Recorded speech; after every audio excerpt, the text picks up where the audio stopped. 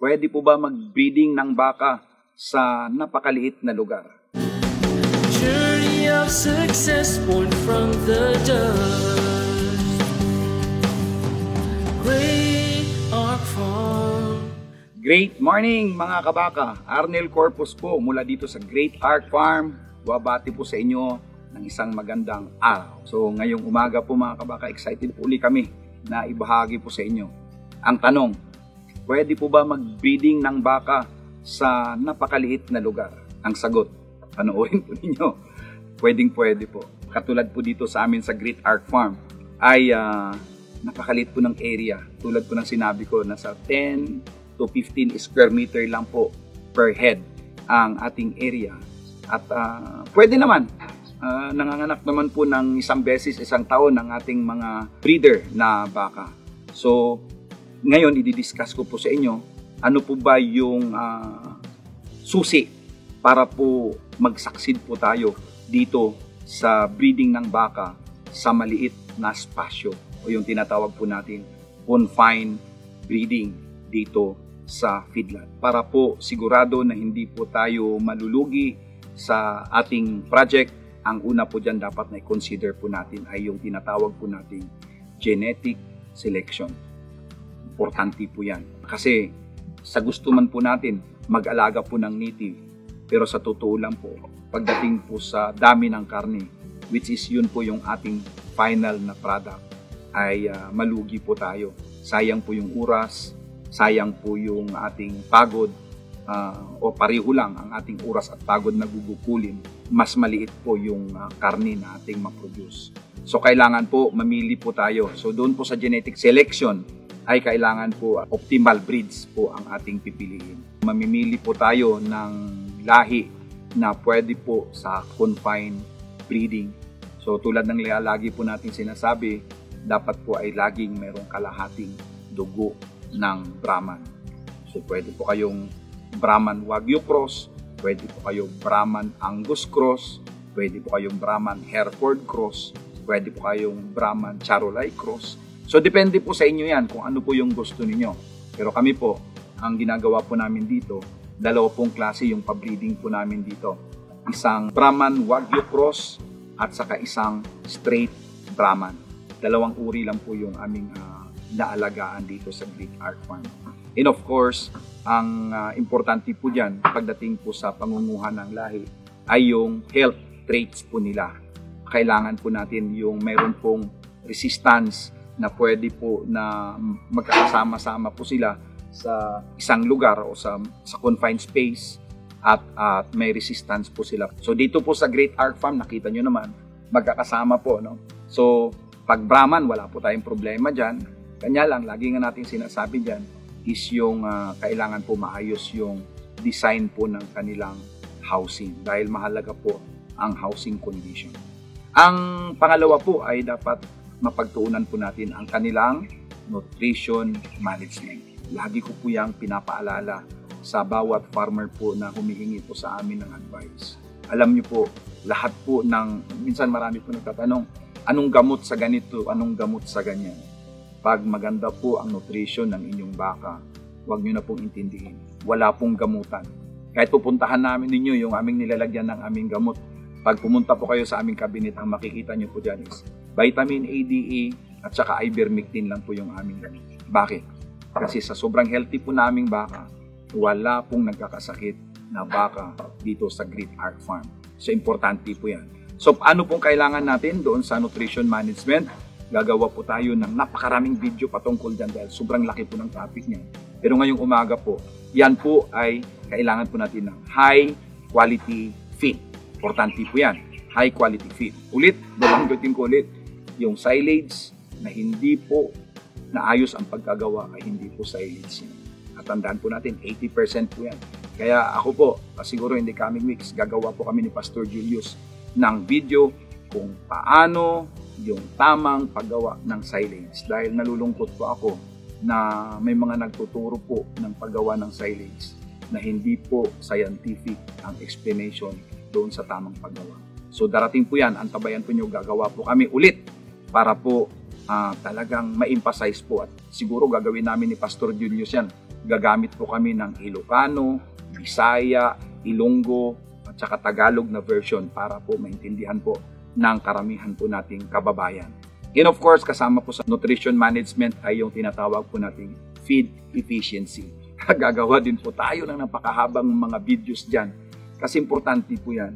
Napansin ko lang po, hindi naman po natin minamaliit yung operations pero katulad po yung nagagayat po tayo ng katawan ng saging. Maganda po yan. Kanya lang po para po sa akin, nasasayang po yung effort natin na sobrang laki po ng trabaho, maliit po yung nutrients. Kung napapansin nyo po, tuwing nagbibideo po kami dito sa Great Ark Farm, wala pong crew o wala pong mga livestock crew na nandito. Alam niyo po kung bakit? Kasi number 1 nga, wala nga pong nagkakasakit so walang gagamutin. Number 2, isang beses lang ako maghulog ng pagkain. Umaga lang, alas 7, pagkatapos niyan wala na. So, dapat ganun po yung operations po natin na dapat po hindi masyadong intensive at kailangan lang po ng minimal po na oras para po makagawa pa po tayo ng ibang mga gawain. Pangatlo ay yung health management. Kailangan po matuto po tayo pero tulad ng sinabi natin, pag mayroon po kayong maayos na pagkain, ito pong sakit na problema ay maiiwasan po ito. Kaya lang, gagawa din po tayo ng mga disease control po katulad po ng iwasan po na nakakapasok ang maraming tao dito sa farm at saka yung regular health check. Dito po every morning ay chine-check po namin isa-isa yung mga baka po namin. At kung may makita po tayo, ay ginagawa na po natin kaagad ng paraan. And of course, yung regular po na vaccination, hindi po ako vet dyan, pero isasabihin ko lang po dyan na kailangan din po natin dyan. At saka yung regular po na pagpupurga. Mayroon din po tayo separate topic dyan. At ang pang-apat po ay yung facility design and management. Again, gagawa po kami ng video para dyan, pero sa ngayon, kailangan po natin ang tamang pabahay para hindi po magkasakit ang ating baka. Pag sobrang kulog po yung pabahay ay maaari po magkaroon ng respiratory infection yung mga baka. And of course, yung pabahay po na maayos po ang waste management. Kasi kailangan po natin yung mga tai po at saka ihi ng ating baka ay ma-manage po natin ng maayos na hindi po magiging sanhi ng sakit ng ating mga alaga. Ang panlima po is yung reproductive management. Nabanggit na po natin sa previous videos natin yan, yung breeding program. Pero gagawa pa rin po kami ng talagang mas marami pang video sa bawat subtopics na to para po maitulong po namin sa inyo. At of course, yung tinatawag po natin calving management. Yun nga problema minsan, makakapaanak po tayo pero hindi natin maalagaan yung kanilang guya. Mangyari po dyan ay matatalo pa rin po tayo. At ang panghuli po is yung market integration. Tulad nga ng sabi ko, sa merkado wala po tayong problema. Ang nagiging problema lang po natin talaga ngayon kasi hindi po tayo united. Kaya yung baka po natin pag mataba na ay napupunta po sa biyahero kasi wala po tayong capability na para ito ay katayin para po diretso po nating maibenta sa customer yung ating produkto. Pero hayaan nyo po, baka naman po darating ang panahon maririnig po nila tayo, maririnig po ng gobyerno yung ating mga suggestion at kailangan na po nating mag-group together para po yung buong value chain ay ma-take advantage po natin. So ano-ano po yung advantage ng confined breeding? Number 1 is yung tinatawag po nating economic efficiency. Kasi nga, dito, sigurado po na yung baka po namin bago manganak ay nasa score 3 to 4 po lagi yan.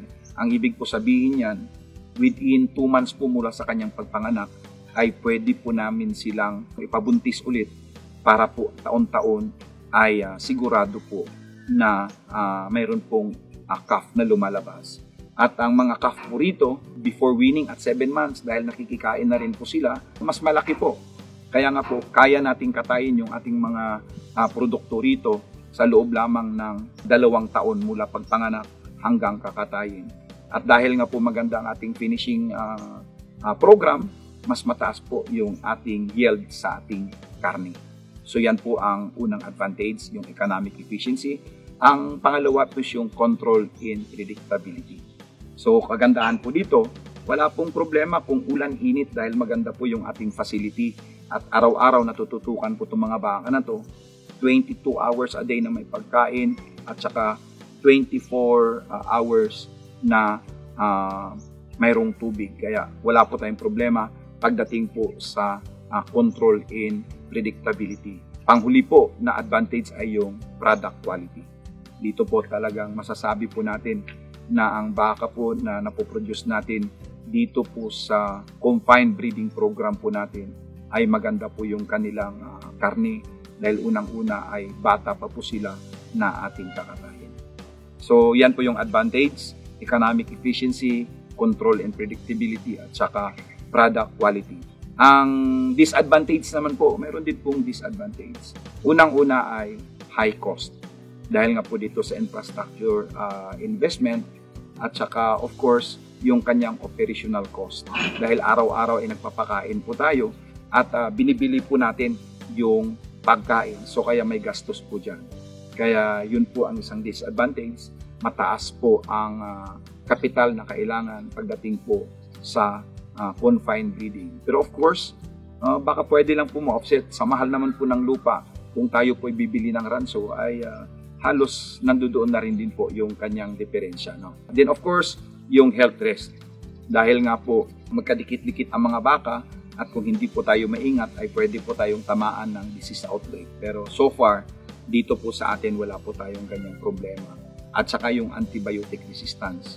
Kung hindi po maayos yung ating pagkain, madalas po magkasakit yung ating mga baka, napipilitan po tayong gumamit ng antibiotics. At ang magiging resulta po niyan, pag di po natin naagapan, ay magkaroon po ng resistance ang baka po natin sa antibiotics. Ang isa pang disadvantage is yung tinatawag po nating environmental impact.